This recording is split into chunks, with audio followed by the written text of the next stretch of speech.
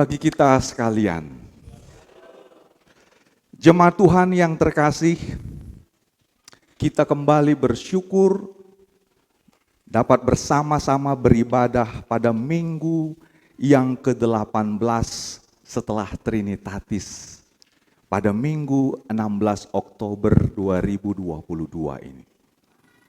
Tentu dalam minggu ini kita melewati berbagai peristiwa, berbagai berita, berbagai hal yang bisa berdampak terhadap kehidupan kita, pribadi, keluarga, maupun dalam situasi nasional.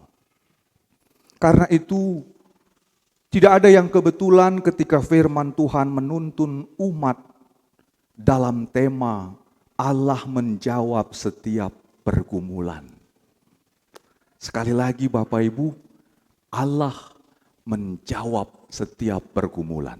Kalau kita mengaminkan pujian tadi, firman Tuhan itu tidak berubah dari dahulu sampai selama-lamanya, berarti Dia Allah yang penuh kasih dan damai sejahtera. Tapi kenapa di dunia ini dalam kehidupan kami Tuhan, kami sekarang sedang dalam pergumulan? Ini yang mau kita renungkan. Apa itu pergumulan dan bagaimana Allah, Sang Alfa dan Omega itu berbicara kepada kita. Akulah Tuhan, seperti persembahan pujian kor gabungan tadi. Karena itu Tuhan pun berbicara kepada semua umatnya di sepanjang zaman. Maka mari kita mendengarkan firman Tuhan yang menyapa kita di minggu ini juga. Sebagaimana Allah pun berfirman lewat Nabi Nehemia pada masa itu dan sekarang juga menyapa kita pada masa kini. Mari kita buka Bapak Ibu kitab Nehemia pasal yang ke-5 dimulai dari ayat yang pertama hingga ayat yang ke-13. Kitab Nehemia ini berdekatan dengan kitab Ezra. Ezra, Nehemia itu adalah nabi-nabi kecil yang digolongkan di dalam kitab Perjanjian Lama. Kalau kita sudah menemukannya, kita katakan amin. Puji Tuhan, mari kita baca firman Tuhan ini secara bergantian. Karena kita perlu mendengar bagaimana firman Tuhan menyapa kita. Lembaga Alkitab Indonesia menetapkan judul pada perikop ini, Nehemia memperhatikan keluhan-keluhan sesama orang Yahudi.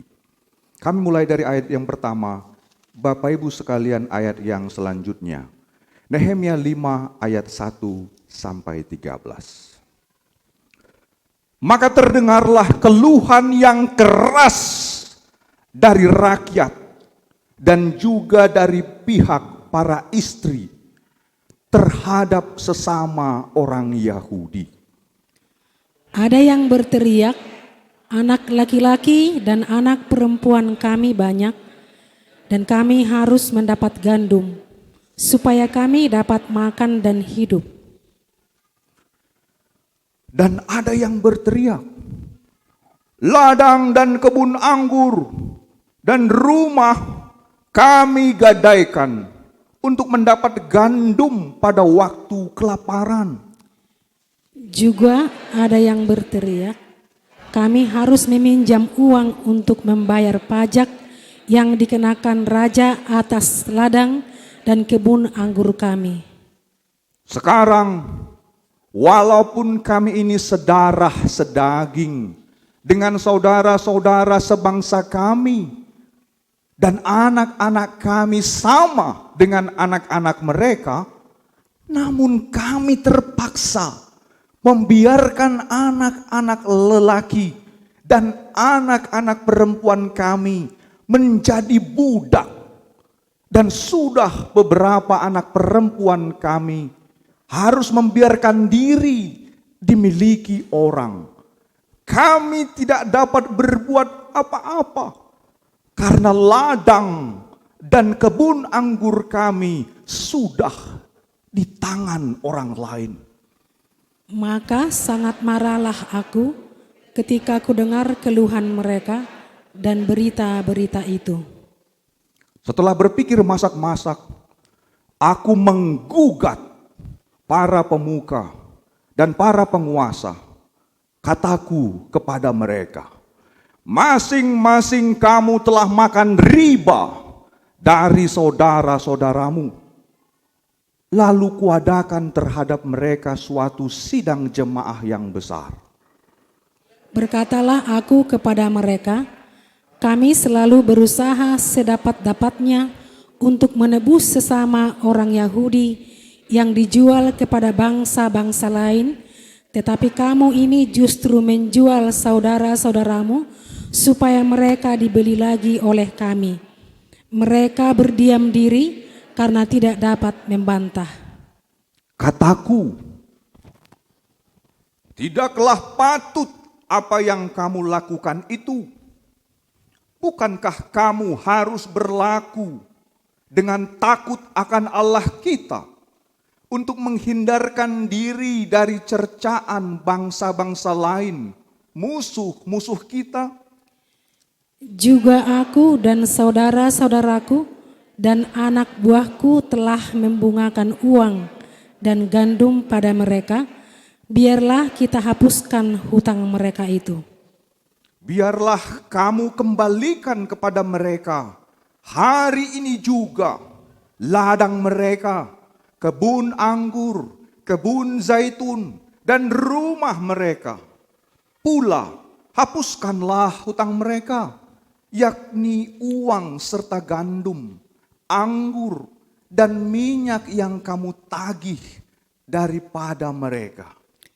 Berkatalah mereka, itu akan kami kembalikan dan kami tidak akan menuntut apa-apa dari mereka. Kami akan lakukan tepat seperti yang engkau perintahkan. Lalu aku memanggil para imam dan menyuruh mereka bersumpah bahwa mereka akan menepati janji mereka.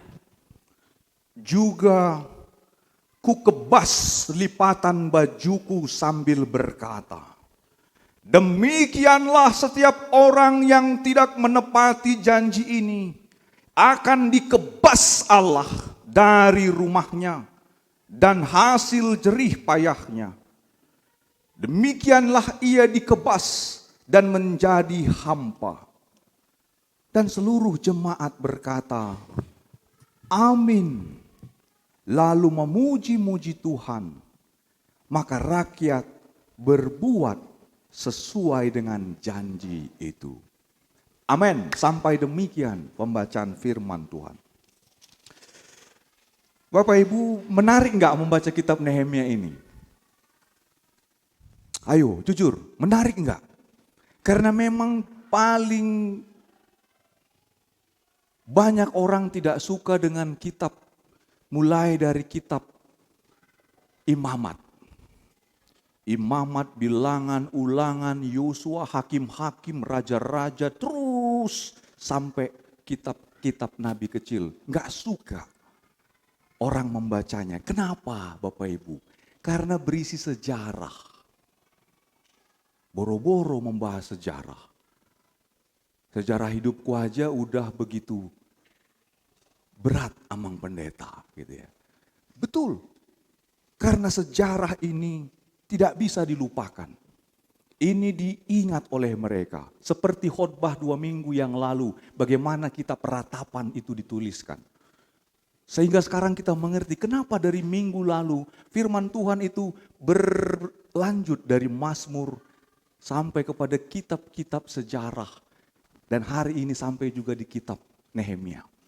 Siapa itu Nehemia? Kenapa Nehemia masuk menjadi orang yang dipilih oleh Tuhan untuk menjadi penyelamat bagi orang-orang Israel.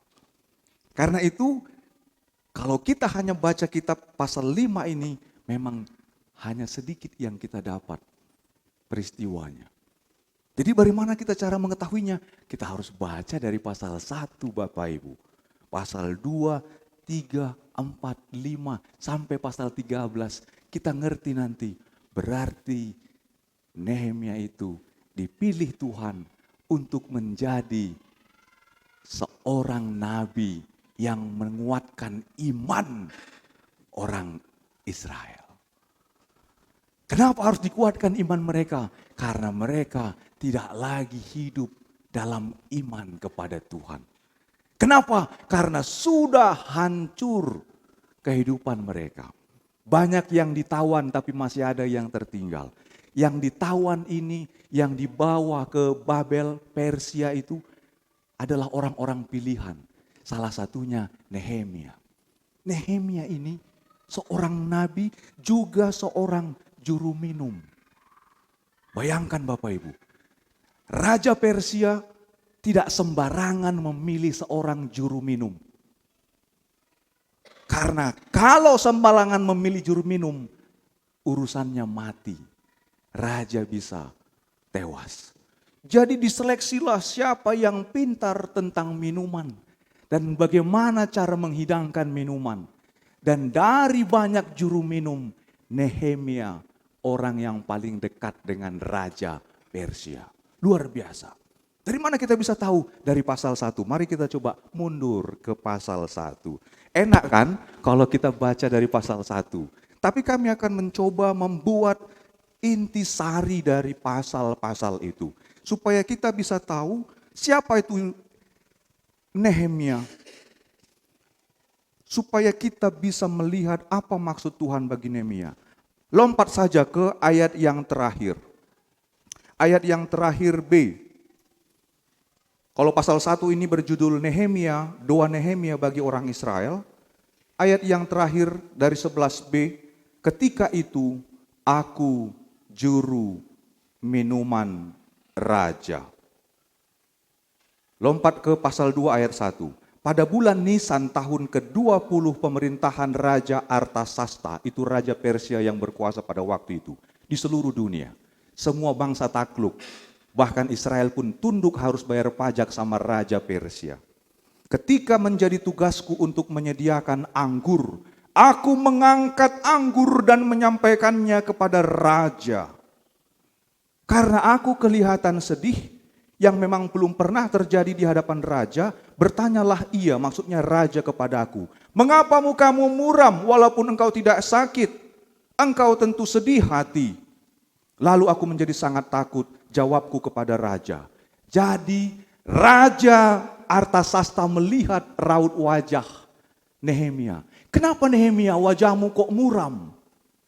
Biasanya ceria wajahmu. Kau hidangkan minuman kepadaku. Kenapa kau hidangkan minuman kepadaku tapi wajahmu tidak ceria padahal kau enggak sakit? Bapak Ibu, raja saja tahu wajah setiap para pelayannya. Apalagi Tuhan. Tuhan tahu setiap wajah kita. Siapa yang sedang bergumul. Siapa yang sedang dalam persoalan. Karena itulah tema kita, Tuhan menjawab setiap pergumulan. Jadi kita mau melihat kenapa raja itu begitu tersentuh hatinya melihat wajah Nehemia. Apa kata Nehemia? Kami singkat saja dalam cerita ini. Kemudian Nehemia berkata, Tuanku Raja, bagaimana enggak sedih hatiku? Aku melihat kampung halaman nenek moyangku, maksudnya Yerusalem, kota tempat mereka. Hancur. Temboknya sudah hancur. Bait Allah sudah hancur. Jadi apa yang kau mau, hai Nehemia, kata raja. Aku mau minta izin pulang ke kampung halamanku. Supaya kami perbaikilah gerbang kota Yerusalem. Sekali lagi, masih ingat khotbah 2 minggu yang lalu. Bagi orang Israel, bait Allah itu rumah yang pertama. Kalau bait Allah hancur, hancurlah identitas mereka. Karena itu Nehemia merasa sedih. Kenapa? Karena dia dengar sudah dihancurkan tembok Yerusalem dan bait Allah. Ini membuat dia begitu sedih. Dan dia mendengar kabar orang-orang Israel juga ditindas oleh orang-orang Israel sendiri. Itu yang kita baca pada pasal yang kelima tadi. Sehingga dia begitu bergumul. Dia begitu bersedih. Bedanya apa bersedih dengan bergumul Bapak Ibu? Kita harus bisa bedakan. Ada orang bersedih karena perbuatannya sendiri. Kalau bergumul itu karena sesuatu hal yang terjadi yang tidak dia duga, itu membuat dia begitu terus berdoa kepada Tuhan. Dari mana kita bisa tahu Nehemia ini adalah nabi yang bergumul? Mari kita lihat lagi pada ayat yang selanjutnya. Kita perhatikan Bapak Ibu, ternyata Nehemia ini seorang nabi yang begitu luar biasa berdoa. Nehemia pasal 1 ayat yang keempat. Kalau kita sudah menemukannya, mari perhatikan kami baca untuk kita sekalian. Ketika aku dengar berita ini, duduklah aku menangis dan berkabung selama beberapa hari. Aku berpuasa dan berdoa ke hadirat Allah semesta langit. Wow. Hanya karena mendengar bahwa tembok Yerusalem dihancurkan, bait Allah sudah dihancurkan, dia sudah dengar orang Israel juga ditindas. Dia menangis mendengarkan kabar itu. Dia berdoa, berpuasa. Inilah bergumul. Jadi kalau kita ditanya apa itu bergumul? Kalau kita lihat Kamus Besar Bahasa Indonesia, pergumulan itu dari kata dasarnya gumul. Gumul itu artinya gulat. Siapa di sini yang pernah bergulat? Ada yang pernah bergulat enggak Bapak Ibu? Bergulat itu pilihannya dua. Kalau menang, kita hidup. Kalau kita kalah, kita mati karena kita habis dibunuh oleh yang bergulat dengan kita. Tokoh yang bergulat dengan Tuhan dalam pergumulannya adalah Yakub. Dia bergulat sepanjang malam supaya dia diberkati. Aku tidak akan melepaskan engkau. Siapa engkau? Kalau engkau tidak memberkati aku tidak akan melepaskan engkau. Akhirnya malaikat Tuhan berkata, siapa namamu? Namamu bukan lagi Yakub tapi Israel. Karena itulah Yakub bergulat, bergumul dalam doanya kepada Tuhan.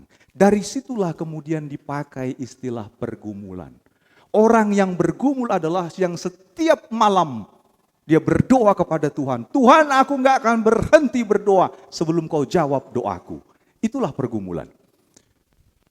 Jadi kalau kita sering berdoa, menangis, berpuasa, bergumul, itulah pergumulan. Seperti epistel tadi, Rasul Paulus, aku berdoa siang dan malam, Tuhan cabut duri ini dari dagingku. Supaya musuh itu tidak membuatku hancur binasa. Tapi kata Tuhan, cukuplah itu bagimu. Supaya ketika engkau lemahlah, engkau kuat. Berarti pergumulan itu adalah sesuatu hal yang bisa saja terjadi, diizinkan Tuhan dalam hidup kita.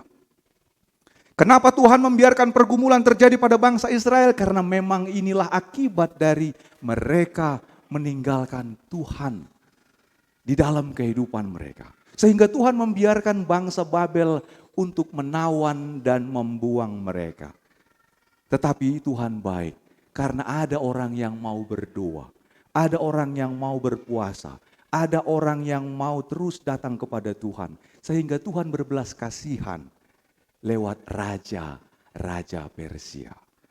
Dan diizinkanlah Nehemia pulang ke Yerusalem. Singkat cerita, sampailah Nehemia ke Yerusalem. Dilihatlah, oh Tuhan, ternyata orang-orang Israel sendiri pun gak punya tanah lagi. Tanahnya udah digadai, rumahnya udah digadai, gak punya gandum. Sementara anak-anaknya banyak. Berteriaklah mereka, Nehemia, bagaimana ini? Bagaimana kita mau membangun tembok Yerusalem? Lihat kami. Ibu-ibu berteriak, bapak-bapak berteriak, semuanya menangis. Nehemia bergumul, Tuhan kayak mana ini? Kami mau membangun Yerusalem, tapi semua orang-orang Israel sudah tidak punya apa-apa lagi.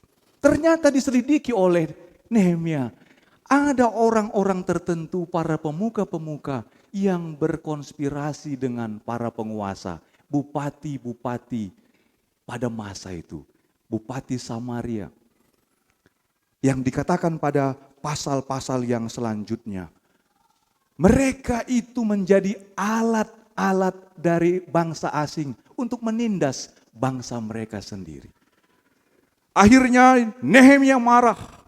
Kalau begininya kehidupan kita, maka Tuhan gak akan bisa memberkati bangsa ini. Akhirnya Nehemia mengumpulkan semua umat dalam sidang pada ayat yang ke-6 tadi. Dia sampaikan berita ini kepada semua orang pada waktu itu. Akhirnya apa yang terjadi? Mereka takut kepada Tuhan.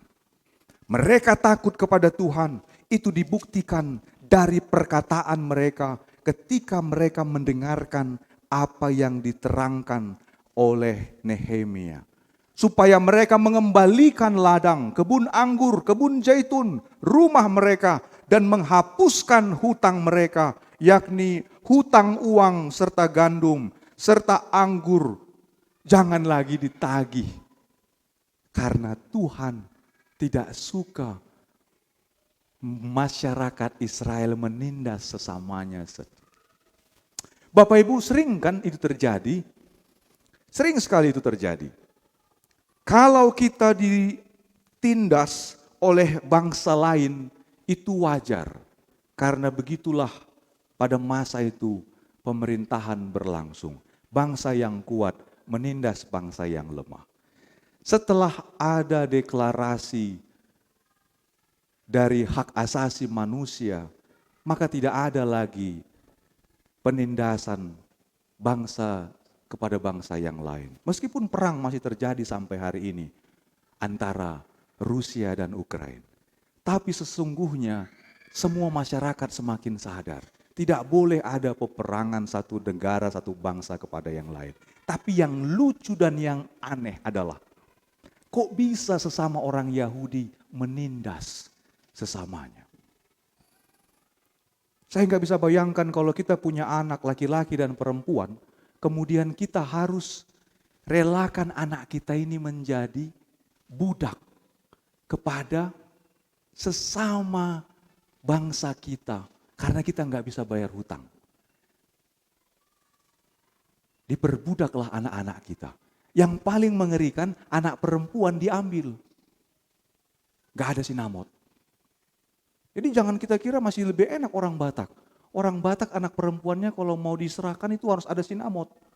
Mereka gak ada lagi sinamot, diambil aja begitu anak perempuannya. Diperlakukan dengan tidak manusiawi. Bapak Ibu, saya tidak tahu bagaimana kita membayangkan situasi pada waktu itu. Ini membuat Nehemia marah dan begitu geram. Yang dijelaskan tadi pada ayat yang ke-6. Maka sangat marahlah aku ketika ku dengar keluhan mereka dan berita-berita itu. Bapak Ibu, saudara-saudara yang terkasih, rahasia dari Nehemia ketika dia melihat pergumulan ini, dia tidak pernah lari dari imannya kepada Tuhan. Kita sampai kepada lompatan iman Nehemia. Apa yang dilakukan Nehemia? Nehemia datang kepada Tuhan, dia berdoa dan meminta kepada Tuhan agar Tuhan yang berbicara kepada umat Tuhan. Setelah dia menyampaikan itu, kemudian umat mendengar. Para pemuka-pemuka, dalam bahasa sekarang, para bangsawan, orang yang berkuasa, takut. Karena mereka masih takut akan sumpah. Nah, di sini dia, Bapak Ibu, saudara-saudara yang terkasih. Ternyata orang Israel itu masih ingat sumpah dengan Tuhan. Sumpah itu diikat dengan darah. Sumpah itu diikat dengan darah. Darah anak domba yang disiramkan oleh Musa kepada semua bangsa Israel. Itu perjanjian yang tidak bisa dilepaskan. Karena ketika ditanya, maukah kalian berjanji kepada Tuhan untuk patuh terhadap semua hukum ini? Ya, kami berjanji. Kemudian darah anak domba disiram. Itu sumpah. Makanya semua bangsa Israel pada waktu itu masih ingat sumpah itu. Sumpah itu sama dengan perjanjian iman, sakramen, yang juga akan dilaksanakan di dalam gereja. Jadi sakramen itu adalah tanda dari anugerah Allah yang tidak kelihatan, tapi bisa dijelmakan dalam bentuk firman yang dirasakan dan disentuh. Itulah sakramen. Jadi sumpah itu kemudian diulang lagi oleh Nehemia. Bapak Ibu, kita adalah orang yang sudah bersumpah kepada Tuhan. Kalau kita sudah bersumpah sama Tuhan, jelas hukumnya. Sebagaimana yang disampaikan oleh Nehemia. Bahwa kalau mereka tidak mengerjakan apa yang mereka sumpahkan itu, maka mereka akan dikebas dari Allah dan rumah serta jerih payah mereka. Jadi ternyata Nehemia mengingatkan mereka, kalau kalian gak ingat sumpah itu, maka Tuhan pun akan memberikan hukuman kepada mereka yang tidak melakukan sumpah itu. Bapak Ibu, kenapa firman Tuhan ini berkaitan sekali dengan sumpah? Ini harus kita ingat. Dalam tradisi orang Yahudi, sumpah itu adalah seperti perjanjian iman. Kalau sekarang bahasanya adalah pengakuan iman. Kalau dulu perjanjian iman, sekarang pengakuan iman. Jadi sumpah itu sama halnya dengan itu.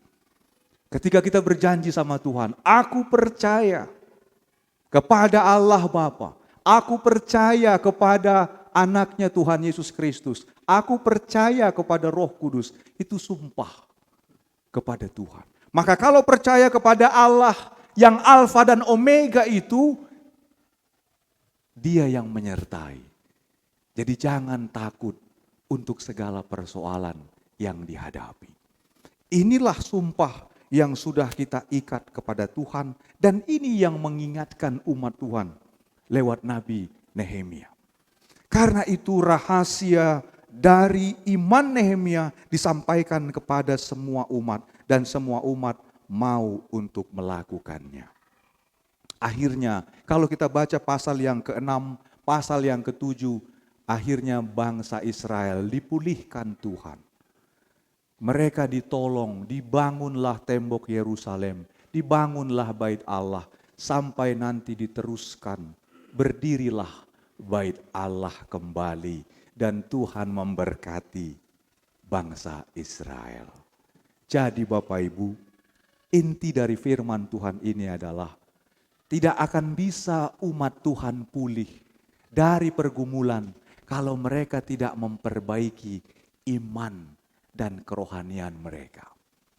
Karena itulah Nehemia mengingatkan mereka, tidak ada gunanya kalian terus bergumul di dalam kesulitan ini kalau kalian tidak perbaharui iman sumpah kepada Tuhan. Maka ini juga firman yang menyapa kita. Di dalam segala pergumulan kita, di dalam segala persoalan kita, tidak ada orang yang lepas dari persoalan. Mahasiswa punya pergumulan. Bagaimana mereka menyelesaikan perkuliahan? Orang yang sudah bekerja pun punya pergumulan. Tuhan, siapa jodohku? Orang yang sudah berkeluarga pun punya pergumulan. Tuhan, bagaimana kami bisa memenuhi kebutuhan rumah tangga kami? Tidak ada orang yang tidak bergumul di dalam segala kehidupannya. Bahkan yang sakit pun bergumul. Tuhan, Kapan aku kembali sembuh? Maka bagaimana cara setiap orang untuk bisa menghadapi pergumulan ini?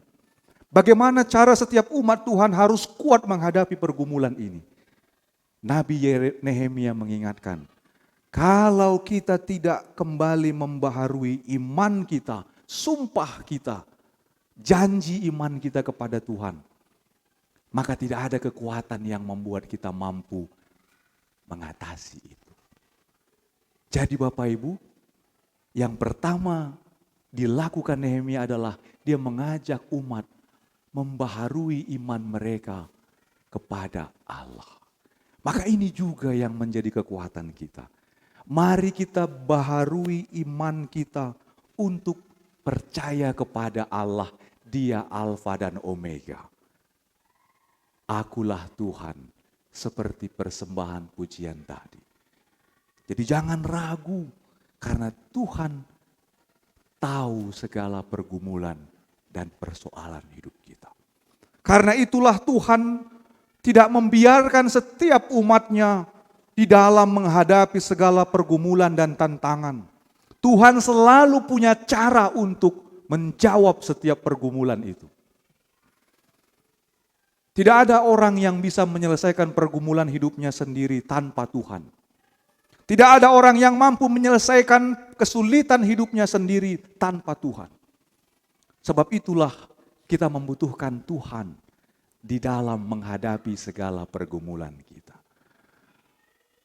Karena itu, ketika seseorang diberikan pergumulan, apa yang harus dilakukan? Kalau kita semakin mengeluh, kalau kita semakin bersungut-sungut, maka beban itu semakin berat, semakin sulit. Karena itu Tuhan berkata, marilah kepadaku, hai kamu yang letih lesu dan berbeban berat. Belajarlah kepadaku. Pikullah kuk yang kupasang, sebab bebanku pun enak dan ringan. Jadi kita harus mau datang kepada Tuhan, memperbaharui iman kita, supaya pergumulan, penderitaan, tantangan kesulitan apapun itu, membuat kita mampu bertahan dari segala kesulitan. Bapak Ibu, saya mendapatkan berita dari Kepala Departemen Diakoni kantor sinode kita, bahwa hasil pengumpulan persembahan kantong ketiga yang dilakukan seluruh GKPI se-Indonesia itu akan diserahkan hari Selasa oleh pimpinan sinode. Ternyata sampai hari ini gempa itu masih terjadi di kota Tarutung. Sampai tadi pagi. Bagaimana orang-orang yang di sana itu kuat menghadapi tantangan? Tidak ada jalan lain selain kembali kepada Tuhan. Supaya Tuhan yang memberikan kekuatan. Tuhan yang memberikan keselamatan bagi semua umatnya. Artinya apa? Artinya tidak ada satupun manusia di dunia ini yang lepas dari berbagai kesulitan dan penderitaan. Mau di Tarutung, mau dimanapun, semua manusia akan mengalami pergumulan. Karena itulah firman Tuhan berkata bahwa di dalam 1 Korintus pasal yang ke-10, pencobaan-pencobaan yang kamu alami adalah pencobaan biasa yang tidak melebihi kekuatanmu. Karena Tuhan tidak akan membiarkan setiap anak-anaknya dicobai melebihi dari kekuatannya. Amin. Jadi jangan kita kira Bapak Ibu pencobaan yang kita alami itu, aduh inilah akhir hidupku. Jangan lihat persoalan itu. Jangan lihat pergumulan itu. Tapi lihatlah kepada Tuhan Allah. Dia awal dan dia akhir. Dia sudah menyelesaikan segala pergumulan dan kematian kekal di dunia ini. Maka kita yang sudah beriman kepada Tuhan, arahkanlah pandangan kita kepada Tuhan.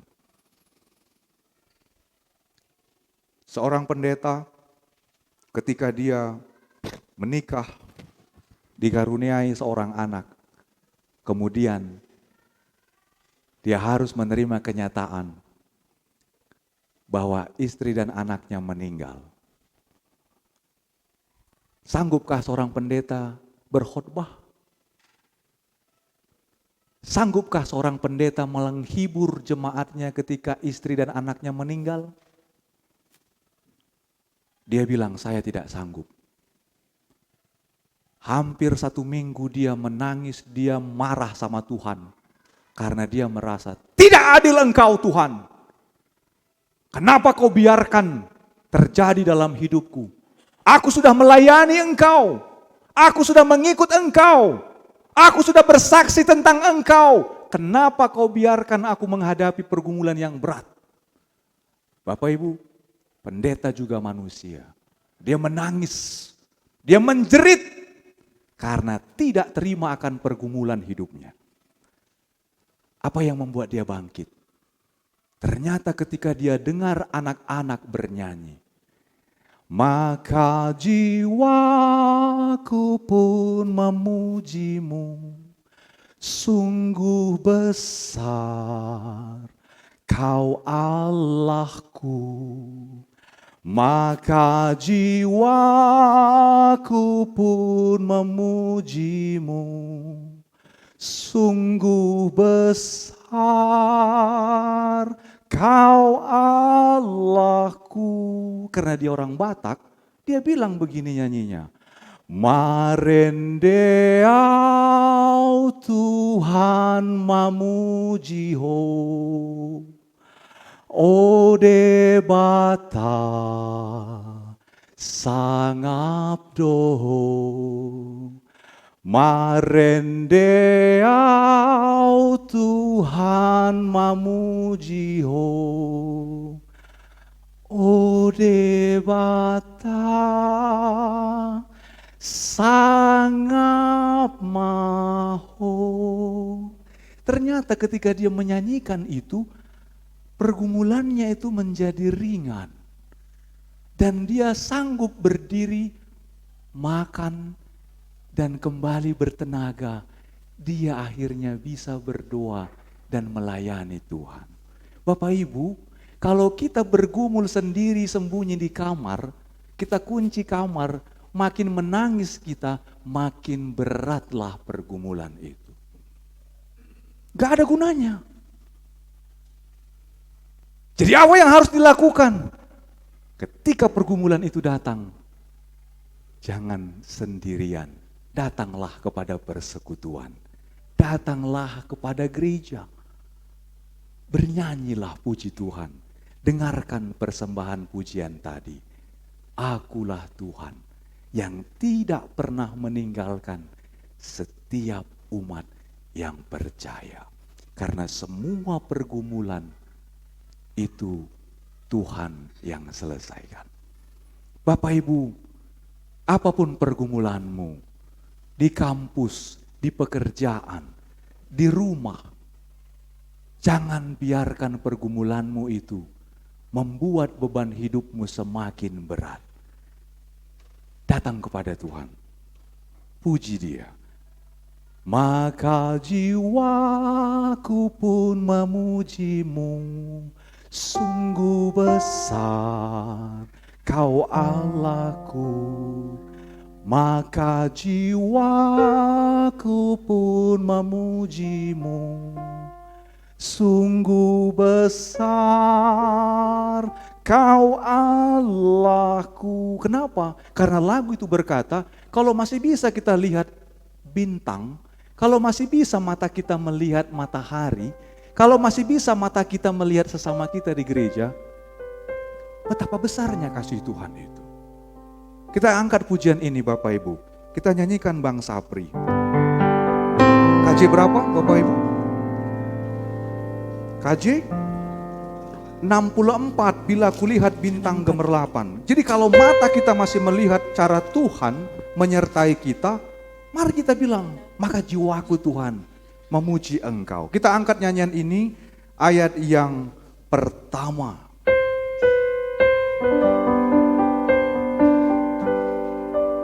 Bawa semua pergumulanmu dalam nyanyian ini kepada Tuhan.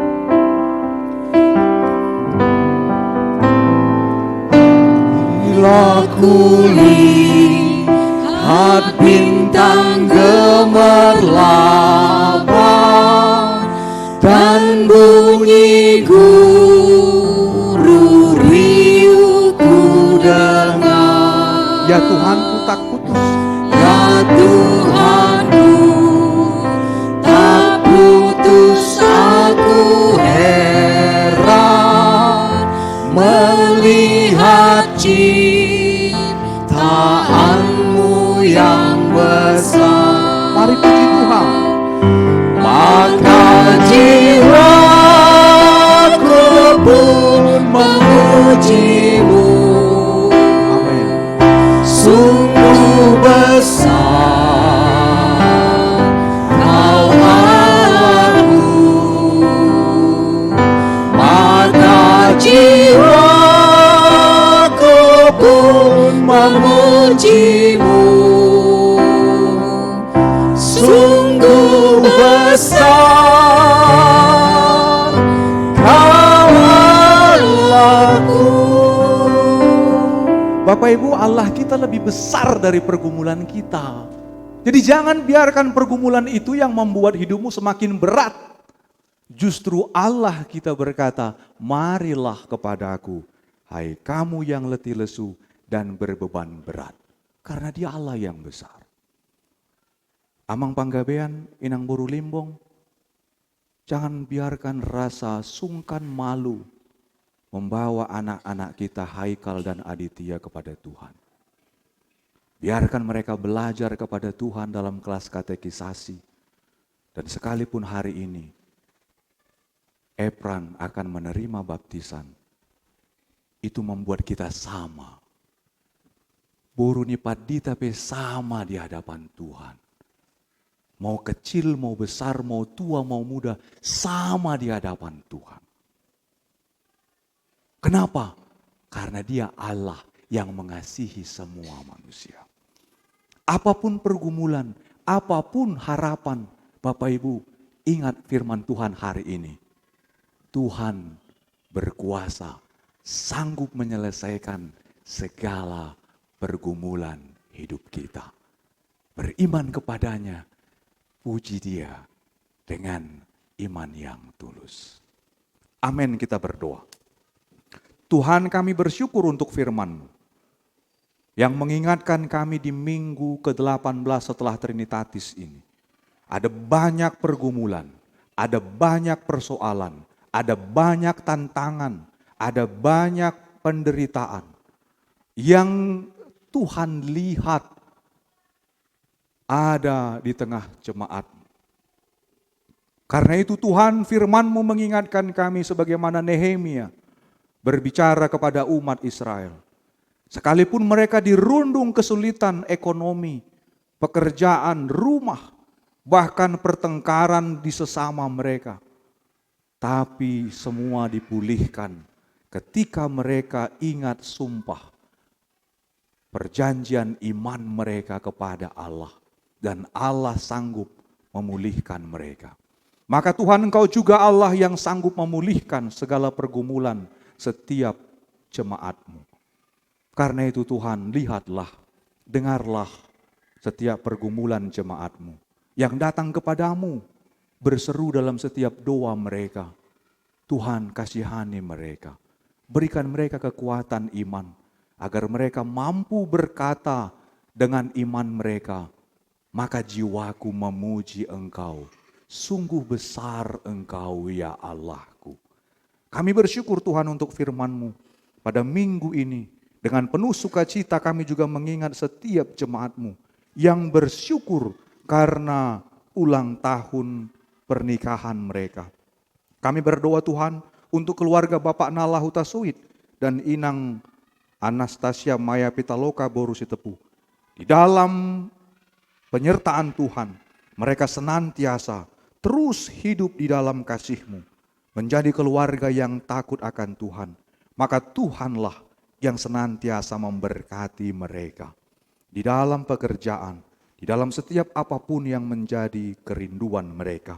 Kami bersyukur juga Tuhan untuk jemaat-Mu yang berulang tahun di hari kelahiran, untuk Ibu Sherry Olivia, Ibu Luciana Silitonga, Ibu Lydia Oktaviana Sianipar, Ibu Diana Sinaga, Saudari Joanna Cynthia Manurung, anak Tuhan Noara Jonathan Situmorang, anak Tuhan Audrey Natania Situmorang, Ibu Erni Upa Hayani Purba, dan Ibu Oktariani Tampu Bolon, yang hari ini juga Tuhan berulang tahun dengan penuh syukur.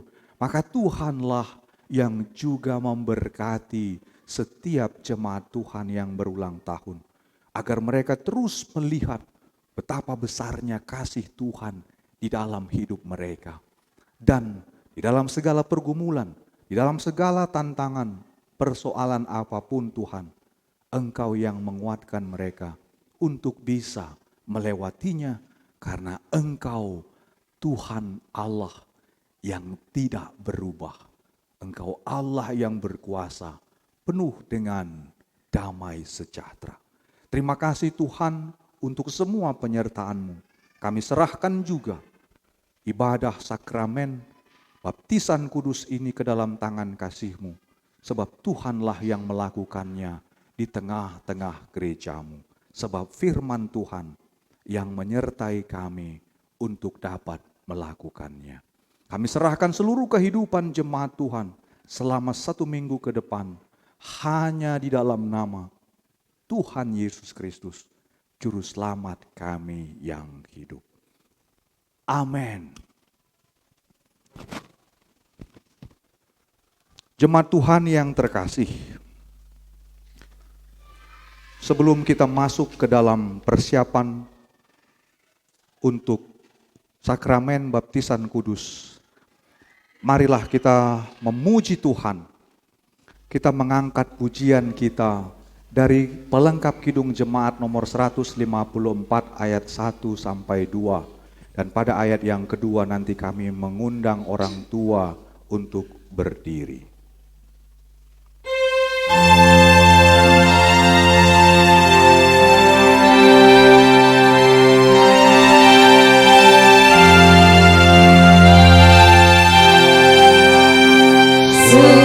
Setiakan diriku padamu Tuhanku, dan siapkan hatiku mengiringmu terus. Yuk harus mengaku kiradaku, semangat pun renggang, dan jiwaku yang rapuh membuatku berjalan.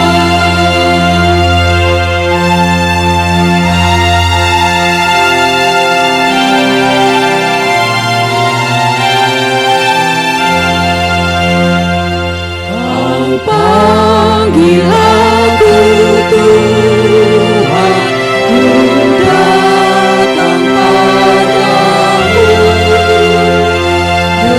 dengan rendah hatiku, ku terima tugasmu. Kobarkan semangat di hatiku, kuatkan imanku, dan tuntun aku Tuhan, arahkan niatku. Mari kita berdoa. Ya Allah Bapa kami di surga, kami datang ke hadapan-Mu, membawa anak-anak kami kepadamu. Kasihani dan terimalah mereka menjadi anak-anak-Mu. Berkati dan peliharalah hidup mereka, agar mereka bertumbuh dan dewasa di dalam iman dan pengharapan kepadamu. Teguhkanlah anak-anak-Mu ini, agar setia sampai akhir dalam perjalanan menuju kehidupan kekal Di dalam nama Yesus Kristus Tuhan kami. Amin. Kepada orang tua, termasuk kami yang juga membawakan anak ini kepada Tuhan, mari kita mendengarkan firman Tuhan kepada orang tua yang akan membaptiskan anaknya pada hari ini. Firman Tuhan Yesus mengatakan, "Karena itu pergilah, jadikanlah semua bangsa muridku, dan baptislah mereka dalam nama Bapa dan Anak dan Roh Kudus, dan ajarlah mereka melakukan segala sesuatu yang telah kuperintahkan kepadamu. Dan ketahuilah, aku menyertai kamu senantiasa sampai kepada akhir zaman." Amanat Tuhan Yesus itulah yang kita laksanakan hingga saat ini. Siapa yang percaya dan dibaptis akan diselamatkan. Tetapi siapa yang tidak percaya akan dihukum. Setiap orang yang dibaptis di dalam nama Yesus berarti dibaptis dalam kematiannya dan dikuburkan bersama-sama dengan Dia, supaya sama seperti Kristus telah dibangkitkan dari antara orang mati oleh kemuliaan Bapa, demikian kita juga yang telah dibaptis berjalan dalam hidup yang baru. Dengarkanlah firman Tuhan Yesus yang tertulis dalam Injil Markus. Lalu orang membawa anak-anak kecil kepada Yesus supaya ia menjamah mereka. Akan tetapi murid-muridnya memarahi orang-orang itu. Ketika Yesus melihat hal itu, ia marah dan berkata kepada mereka, "Biarkan anak-anak itu datang kepadaku, jangan menghalang-halangi mereka, sebab orang-orang seperti itulah yang empunya kerajaan Allah." Maka sekarang, marilah saudara mengikrarkan pengakuan iman kita itu dengan mengucapkannya bersama-sama. Ya, aku percaya kepada Allah, Bapa yang Maha Kuasa, Khalik langit dan bumi. Aku percaya kepada Yesus Kristus, anaknya yang tunggal, Tuhan kita, yang dikandung daripada Roh Kudus, lahir dari anak darah Maria, yang menderita di bawah pemerintahan Pontius Pilatus, disalibkan, mati dan dikuburkan, turun ke dalam kerajaan maut, pada hari yang ketiga, bangkit pula dari antara orang mati, naik ke surga, duduk di sebelah kanan Allah, Bapa yang Maha Kuasa, dan akan datang dari sana untuk menghakimi orang yang hidup dan yang mati. Aku percaya kepada Roh Kudus, gereja yang kudus dan am, persekutuan orang kudus, pengampunan dosa, kebangkitan daging, dan hidup yang kekal. Amin. Saudara telah mendengarkan firman Allah yang berkenan dengan baptisan kudus itu. Dan saudara telah mengikrarkan pengakuan iman sebagai sumpah kepada Tuhan. Maka sebelum anak-anak saudara ini dibaptis, jawablah pertanyaan berikut ini. Yang pertama, apakah saudara sungguh-sungguh menghendaki agar anak-anak saudara ini dibaptiskan ke dalam nama Allah Bapa, Anak dan Roh Kudus, sebagaimana yang saudara ikrarkan dalam pengakuan iman rasuli itu? Jawabnya, ya, kami sungguh menghendaki. Ya, kami sungguh menghendaki. Yang kedua, apakah saudara mau berjanji untuk membimbing dan mengajar anak-anak saudara ini agar mereka mengetahui, menaati, dan melakukan firman Allah?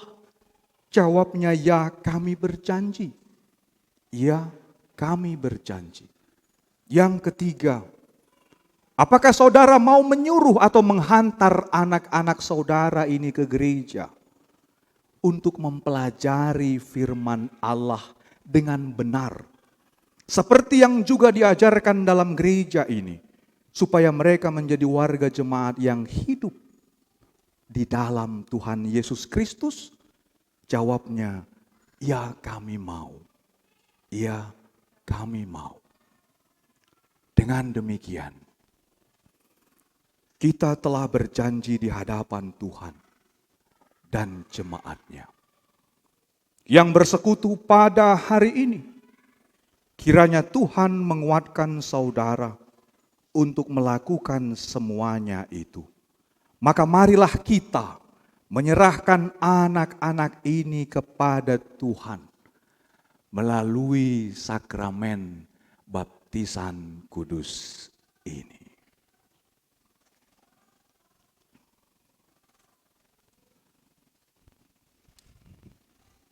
Apa sebelah kanan?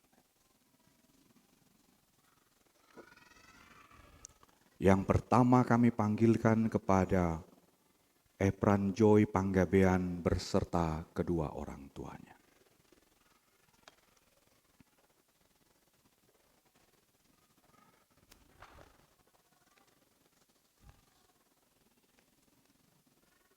Jemaat Tuhan, Efran Joy adalah anak yang menerima baptisan kudus. Karena memang inilah hari yang Tuhan tentukan bagi Efran. Karena itu, mari kita berdoa untuk Efran dalam sakramen baptisan kudus ini. Efran Joy Panggabean, saya membaptiskan engkau di dalam nama Allah Bapa, di dalam nama anaknya Tuhan Yesus Kristus, di dalam nama Roh Kudus.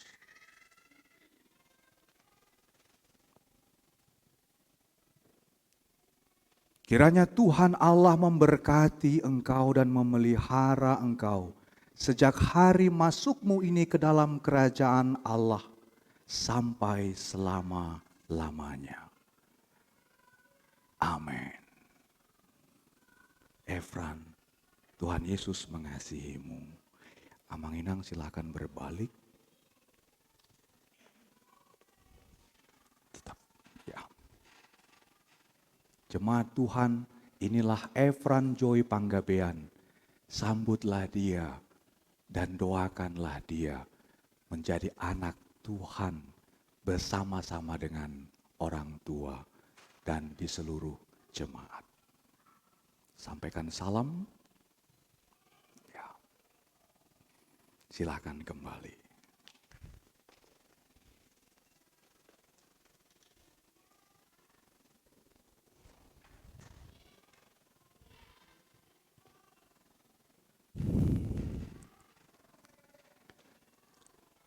Yohana Shalom Simamora, saya membaptiskan engkau di dalam nama Allah Bapa, di dalam nama anaknya Tuhan Yesus Kristus, dan di dalam nama Roh Kudus.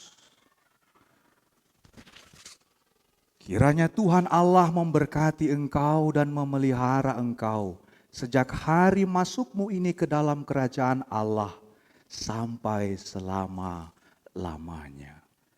Amin. Silakan berbalik.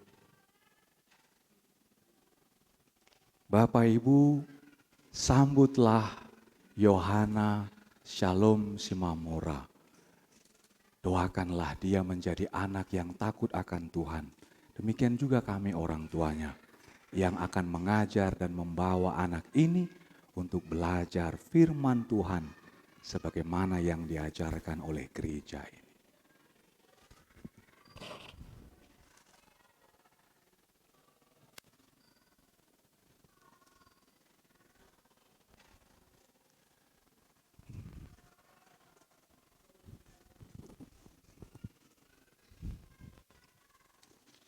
Jemaat Tuhan yang terkasih, marilah kita bernyanyi, memuji Tuhan dari Kidung Jemaat nomor 309 ayat 1 dan 4. Biar ku tumbuh di batangmu.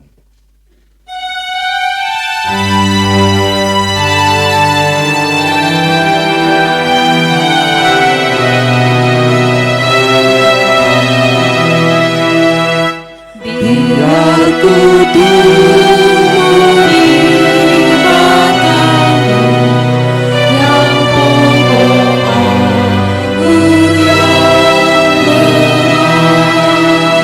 supaya kau hidup tandaku menjadi ranting yang segar.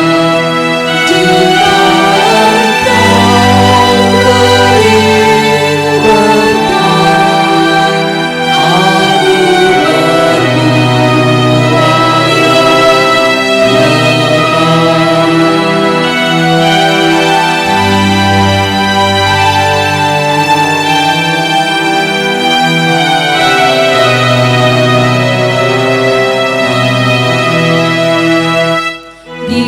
diriku milikmu abadi, engkau tumbuhkan imanku yang dalam aku kau mulai, kau sempurnakan bagimu. Olehmu kunjung merengah hingga berbuah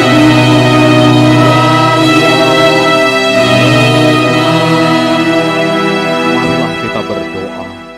Ya Tuhan Allah Bapa kami di dalam Yesus Kristus, kami telah menyerahkan